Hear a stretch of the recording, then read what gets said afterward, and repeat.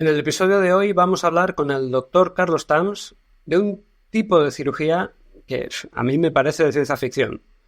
Cirugía para reconstruir nervios en la mano. ¿Qué tal, Carlos? Hola Javier, muy bien. ¿Tú qué tal? Pues con ganas de que me cuentes cómo se hace esto.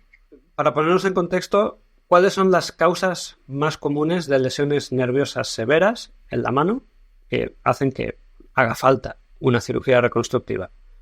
Pues la más sencilla, la forma más sencilla de romperte un nervio es hacerte una herida por un corte en la mano. Es lo más frecuente. Trabajadores de la hostelería, cosas así, una copa de cristal o un cuchillo cocinando, ¡pam! Te haces un corte en la mano, te puede lesionar varias cosas, pero entre ellas un nervio. ¿Qué implica exactamente la reconstrucción de nervios que se han cortado o seccionado en la mano o en dedos? A ver, cuando tenemos una lesión de un nervio, independientemente de las otras lesiones que pueda tener asociadas, porque pocas veces vienen por sí solos, eh, ese nervio ya va a dejar de funcionar. Entonces no solo va a ocurrir que se puede formar un neuroma, que es como un neuroma es el bulto, el burruño cicatricial que ocurre en el nervio que ha sufrido el corte. Entonces depende un poco del tipo de corte. Este neuroma va a ser más grande, menos grande, de la localización anatómica va a estar en un sitio más expuesto o no. Entonces cada vez que nos demos un golpecito de ¡pam!, nos va a dar un calambre y va a ser bastante molesto. Esto es bastante desagradable y es uno de los motivos por los que algunos pacientes que ya han sufrido esa lesión consultan en consulta, ¿no? Cuando vienen ya con el problema ya cronificado. Las lesiones agudas van a dar lugar, según a qué nivel esté lesionado, a que ese nervio no funcione. Es decir, la parte que inervaba va a dejar de recoger sensibilidad. Entonces, te has cortado un nervio, por ejemplo, en el índice, donde estabas pelando una papa, ¡pam!, y te vas a quedar sin sensibilidad en el borde del dedo. Esto es un problema a la hora de coger objetos con temperaturas diferentes, porque no vas a saber si está muy caliente, te puedes quemar. No vas a saber si estás agarrando algo con fuerza o no, se te pueden caer los objetos, etcétera. Entonces pierdes calidad de vida, pierdes destreza, pierdes función en la mano. ¿Cómo se percibe esa falta de sensibilidad? ¿Qué se te queda el dedo? ¿Como un trozo de corcho? ¿Hay hormigueo? ¿De todo un poco?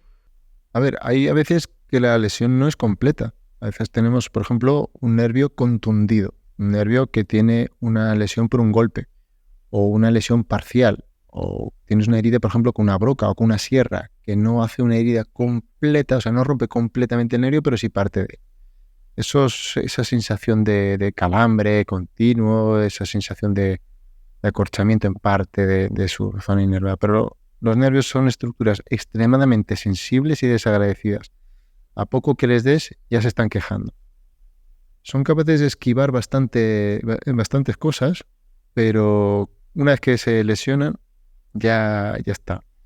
Entonces, hay que tener mucho cuidado con eso. Es una de las causas más frecuentes, ¿no? Entonces, eh, eso hay que tenerlo en cuenta, ¿no?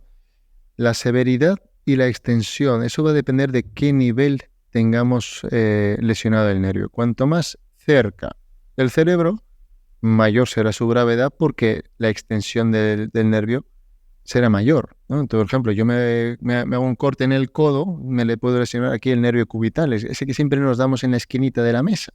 Todo el mundo se da en ese codo de vez en cuando, que es muy desagradable, da como un quemazón ahí hacia el meñique, ¿verdad? O hay gente que se despierta con esa parte de la mano dormida porque duerme con el codo muy doblado. Bueno, pues ese nervio al nivel del codo tiene muchas ramas motoras. Quiere decir que tiene ramas que van a inervar ciertos músculos, que van a dar lugar a una alteración de la función en la mano. Concretamente, el nervio cubital va a hacer que luego la mano tenga mucha menos destreza y habilidad para tareas de motricidad fina, aparte de la alteración sensitiva. Ahora, si el corte es en un dedo, aquí lo que más va a sentir el paciente es la ausencia de sensibilidad. Como tú has dicho, un dedo acorcha. Vamos al meollo de la cuestión. ¿Cómo se reconstruye un nervio seccionado en una mano? Pues con alegría, Javier.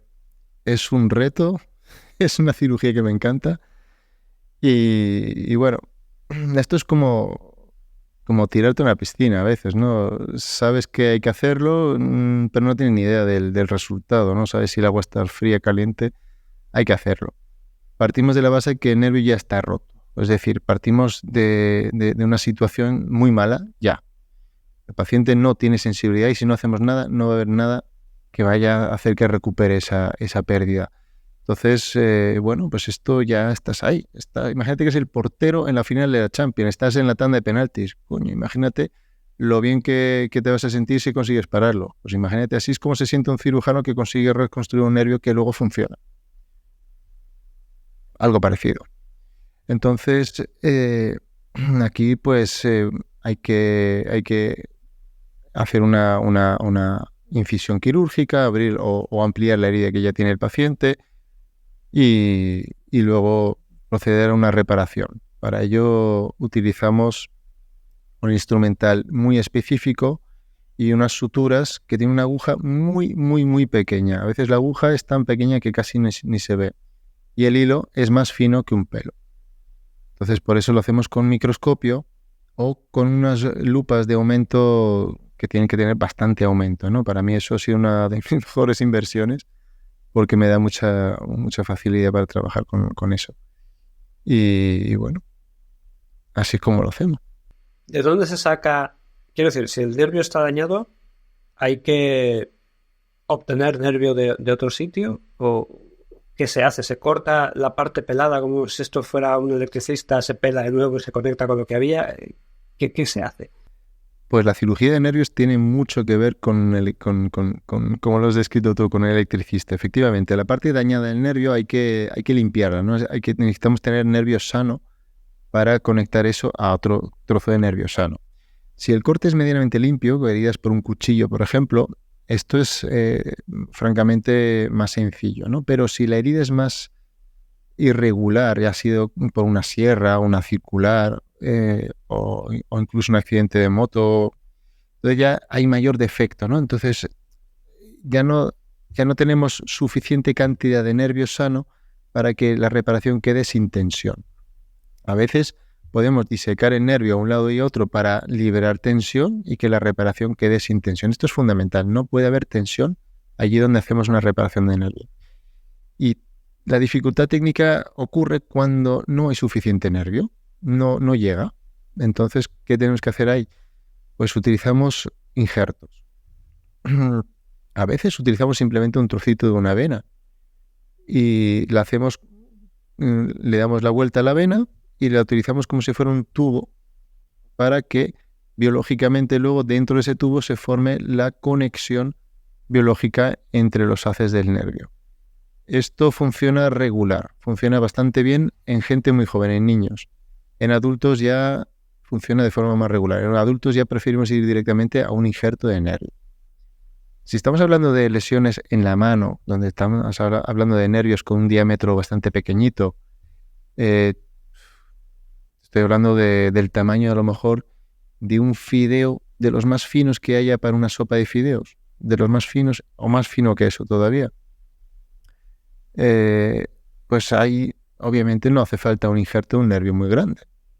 Un injerto es un trozo de un nervio que puede ser sacrificado sin que ese sacrificio suponga una gran molestia. A mí me encanta precisamente el dorso del pie. En el dorso del pie tenemos una rama sensitiva que va a inervar la parte dorsal del cuarto dedo, el que está justo ahora del chiquitín, el que nos damos con las esquinas de los muebles, y solo va a inervar esa parte. O sea que el sacrificio realmente es poca cosa.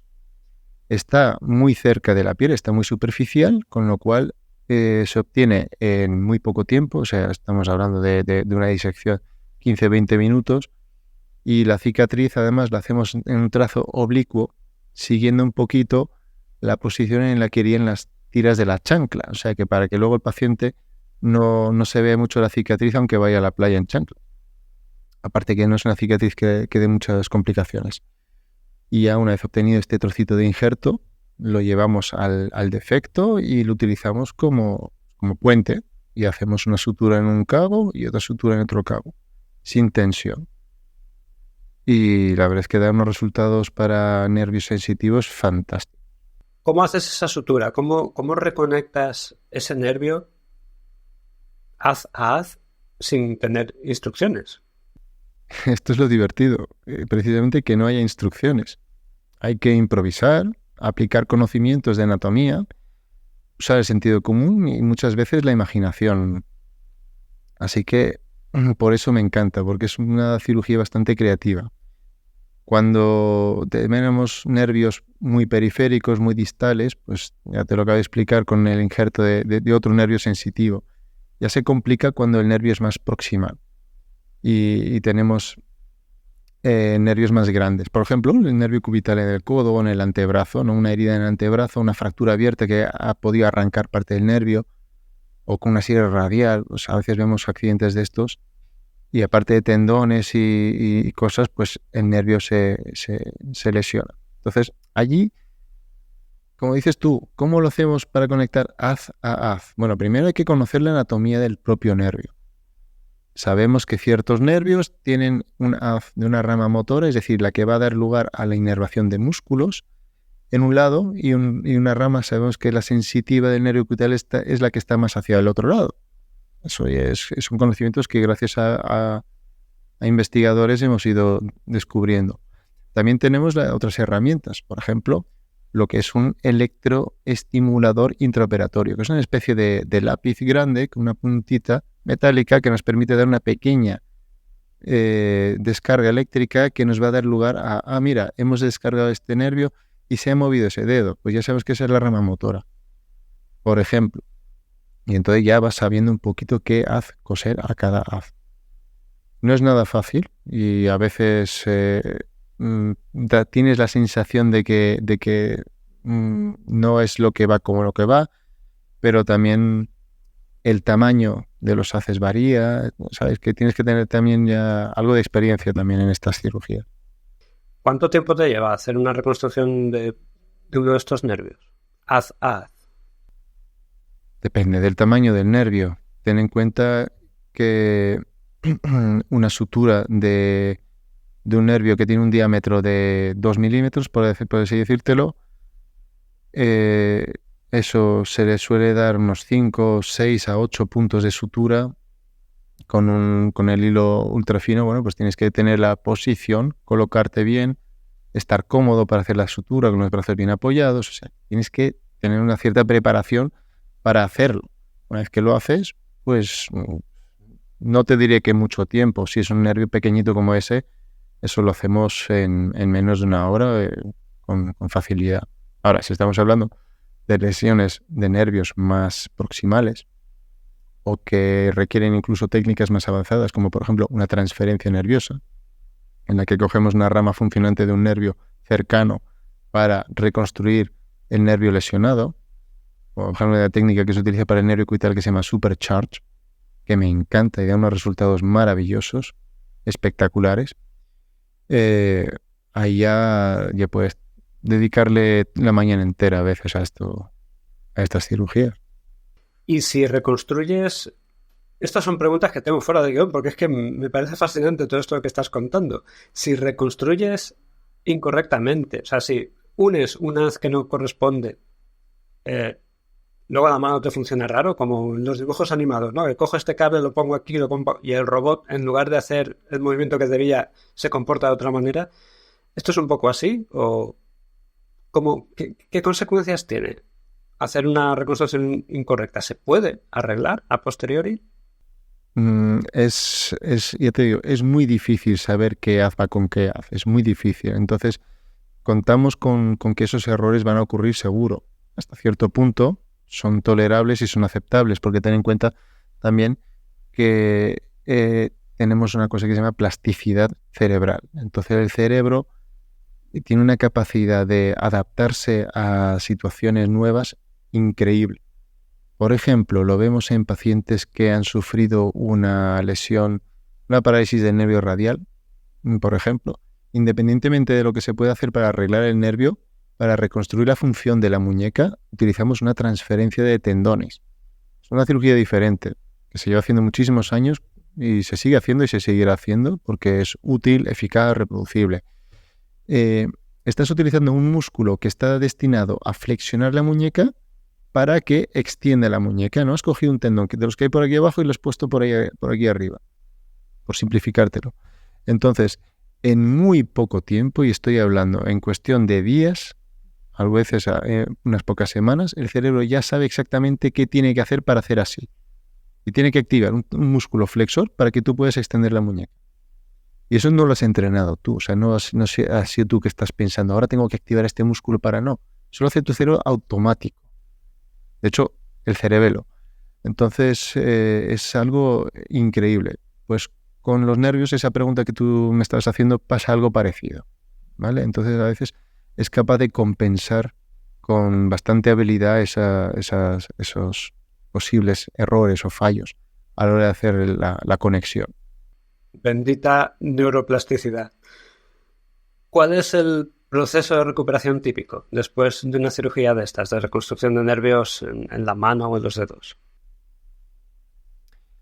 Hombre, la inmovilización que pueden requerir es corta, es muy cortita, es simplemente para evitar que pueda haber desgarros y a veces ni siquiera es necesaria según qué lesión.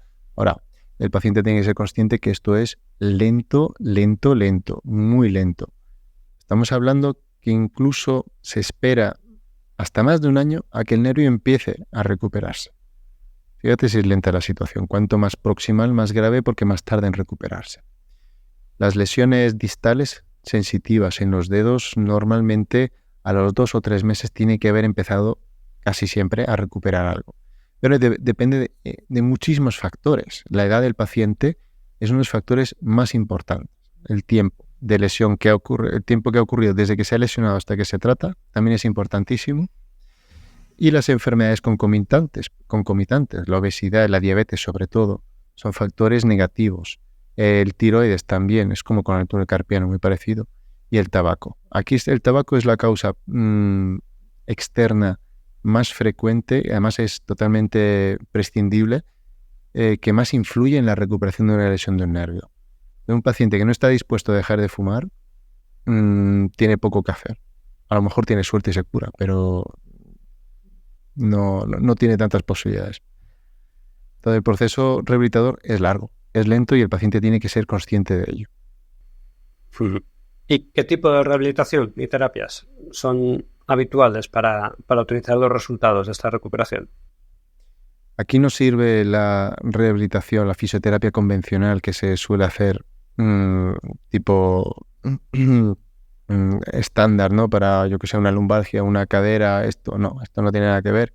Esto tienes que estimular el nervio por un lado, es decir, si has tratado una rama sensitiva, un nervio sensitivo, tienes que estimular la sensibilidad, es decir, tocar cosas de diferentes texturas hasta que, aunque todavía no tengas ningún tipo de sensibilidad, pero tiene que ir transmitiendo información, tiene que haber algo para que el nervio empiece a trabajar con ello. Entrenarlo, por así decirlo. Luego también de terapias de fisioterapia específica como la neuroestimulación, electroestimulación y ejercicios de neurodinamia que se emplean, que son algo muy técnico, posiciones concretas.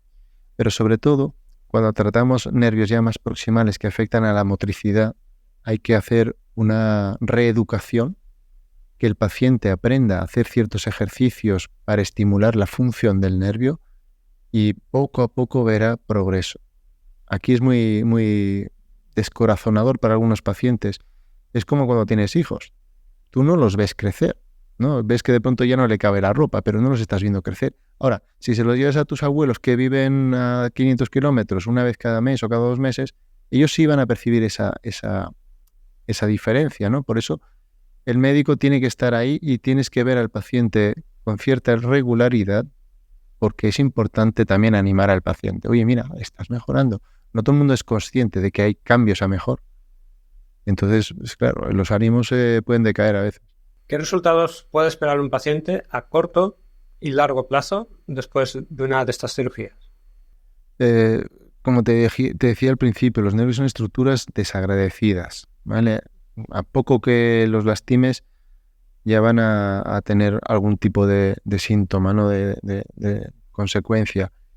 Y las reparaciones de los nervios, desgraciadamente, casi nunca se consigue recuperar el 100% de su función, sobre todo sensitiva. es muy difícil conseguir el 100%, muy, muy difícil. No digo que sea imposible, pero es muy difícil. Pero con que sea capaz de sentir que está tocando algo con ese dedo, que sabe diferenciar si está caliente o frío y que no le molesta, que no le da calambre continuamente, pues eso ya es un éxito.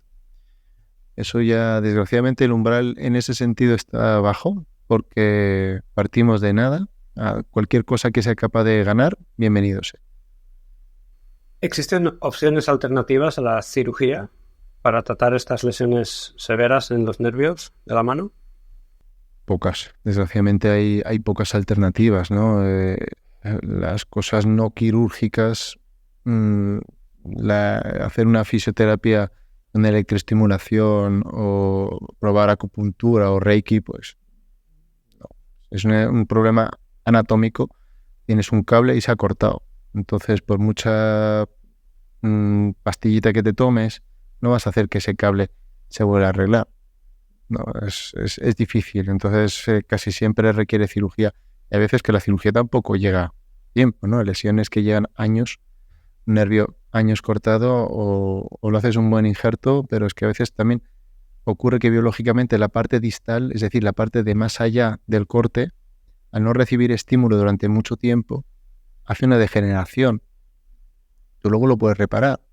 Puedes hacer un injerto, lo puedes hacer una sutura maravillosa y lo que quieras, pero ese nervio distal, ese nervio que está más allá de la reparación, a veces ya no tiene la capacidad biológica de funcionar correctamente y lo puede hacer parcialmente o de una forma muy primitiva. ¿Qué factores deben considerarse a la hora de escoger a un cirujano de mano para este tipo de intervención? Esto es un tipo de intervención muy, muy, muy específica. No es nada sencillo hacerlo bien y tienes que asegurarte que el cirujano tenga conocimientos y experiencia en microcirugía. La microcirugía es una herramienta más de la cirugía de la mano. Hay muchas especialidades quirúrgicas que utilizan microcirugía, la neurocirugía, la cirugía plástica, la otorrinolaringología. Hay muchas cirugías que usan microcirugía, pero claro, no todos los cirujanos son más hábiles o expertos en esto. Hay cirujanos de mano que no hacen casi nada de microcirugía. Hay traumatólogos que no tienen ninguna experiencia y otros que sí, que tienen mucha. Es muy variable. Entonces, si un paciente no lo tiene claro o no sabe un poco a qué atenerse, siempre puede pedir certificaciones académicas. Entonces, en Europa ya existe desde hace varios años el Board Certificate, que es como un diploma europeo que te garantiza que has hecho una formación muy específica en cirugía de la mano. En España, desde hace unos pocos años, también tenemos el diploma expedido por la SECMA, que es la Sociedad Española de Cirugía de la Mano, que es más o menos lo mismo. Y para obtenerlo tienes que cumplir unos muy, muy exigentes requisitos, hacer un examen teórico y práctico. Y luego ya la formación de cada uno, lo que le guste a cada uno formarse y la experiencia que va ganando con el tiempo. Por lo que me estás contando, deduzco que tú tienes ese diploma. Yo tengo los dos, sí, Javier. Ah, qué bueno. Bueno, pues está bien saberlo. ¿Algún consejo final para pacientes y sus familias? Pacientes con una lesión que requiera una cirugía reconstructiva de nervios. Bueno, muchas veces a los pacientes que tienen estas lesiones cuando consultan a su médico de cabecera o en traumatología, pues a veces le dicen que mira, se rompió el nervio, no hay nada que hacer. Eso no siempre es así, o sea que ante la duda tienen todo el derecho del mundo a consultar y que alguien con experiencia en este tipo de cirugías les dé una visión un poco más realista. Y luego consejos de cara a cualquier recuperación, mucha paciencia y evitar el tabaco a toda costa. Pues hasta aquí la entrevista de hoy, Carlos. Un placer escuchar todo lo que sabes acerca de este tipo de cirugía que tan fascinante y tan como de ciencia ficción. Muchas gracias.